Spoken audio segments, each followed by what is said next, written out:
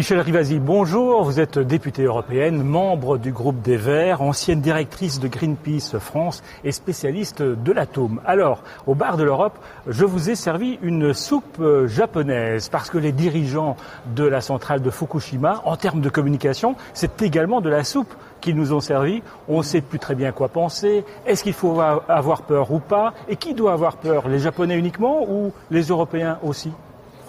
Alors, vous avez tout à fait raison. Il y a eu une omerta sur l'information concernant le Japon. On n'avait toujours pas la concentration, si vous voulez, de toutes les particules radioactives qui émanaient de ces réacteurs.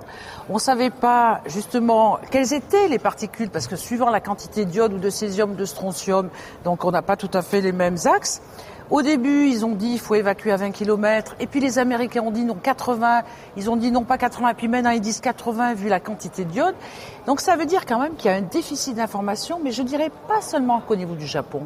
Parce que quand le nuage a commencé à traverser les États-Unis et le Canada, on n'a pas eu plus d'informations. Et pourtant les Américains l'avaient. Et c'est quand il est arrivé jusqu'en France où il y a eu des informations par la CRIRAD et puis par aussi l'IRSN. Donc, c'est quand même assez curieux que dans le domaine du nucléaire, chaque fois qu'on veut des informations précises, on les a pas pour pouvoir prendre des contre-mesures. Et puis, regardez, on nous a toujours présenté le nucléaire comme hyper propre, hyper maîtrisé, etc. Et on voit à l'heure actuelle, ça fait plus de 2 semaines, qu'ils sont pas capables de maîtriser, qu'on fait du bricolage et que on a maintenant des quantités d'iode radioactif énormes au niveau à la fois des réacteurs, puisque même les gens ne peuvent même pas y pénétrer tellement c'est radioactif. Mais en Europe, par exemple, il faut avoir peur? Mais en Europe, je dirais qu'il faut une responsabilité partagée sur le risque d'accident nucléaire. Parce que le nucléaire, c'est pas comme n'importe quelle industrie. Vous voyez, quand il y a un accident, ça touche d'abord toute la santé de la population qui vit autour et au-delà, parce qu'un nuage radioactif n'a pas de frontières, et que, en même temps, est-ce que les gens sont au courant des risques? Mais alors, précisément, en Europe, on a décidé de vérifier la sécurité de toutes les centrales sur le territoire des 27. Vous vous attendez à des surprises? Alors d'abord, ce que j'aimerais, c'est que ça soit un comité d'experts bien indépendant qui élabore tous ces critères.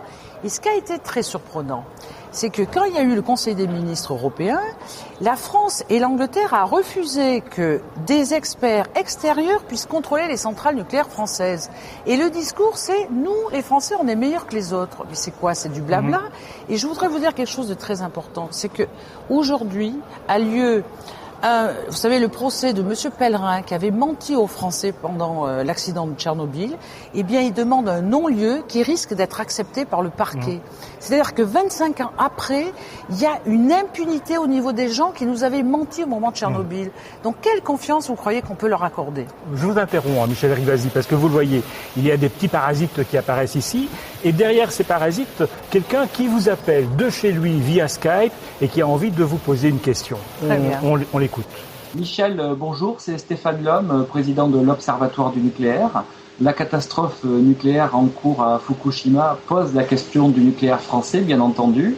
Pas mal de gens proposent un référendum. Moi, je trouve que ce n'est pas forcément une bonne idée. D'abord, parce qu'en pleine catastrophe, on doit pouvoir se battre pour des décisions immédiates. L'Allemagne a fermé 7 réacteurs d'un coup, donc c'est ça qu'il faut obtenir en France.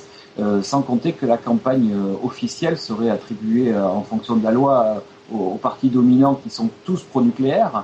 Et donc finalement, il y a très peu de chances qu'on gagne un tel référendum. Donc moi, je pense qu'il vaut mieux se focaliser sur des revendications et imposer des fermetures de réacteurs comme en Allemagne. Réponse? Alors, je comprends tout à fait ces bémols. Je pense qu'il faut arriver de suite à fermer les plus vieilles centrales en France. Et Stéphane a raison là-dessus. Il faut fermer Fessenheim, il faut fermer le Bugey, parce que c'est les plus vieilles centrales. Et donc, en plus, elles sont sur des failles. Même les Suisses ont demandé la fermeture de Fessenheim. Mais je comprends tout à fait. C'est une très vieille centrale qui a double risque. Les risques donc, de séisme et les risques de la digue en cas de séisme qui peut entraîner une vague pour... Mais pourquoi moi je suis assez favorable au référendum. Pourquoi? Parce que je voudrais qu'il y ait des débats experts contre experts sur les scénarios de sortir du nucléaire. Et un accident comme Tchernobyl ou comme Fukushima, moi je voudrais que la responsabilité soit partagée. Parce qu'à l'heure actuelle, c'est une élite qui a été nourrie aux mamelles du nucléaire qui décide pour l'ensemble.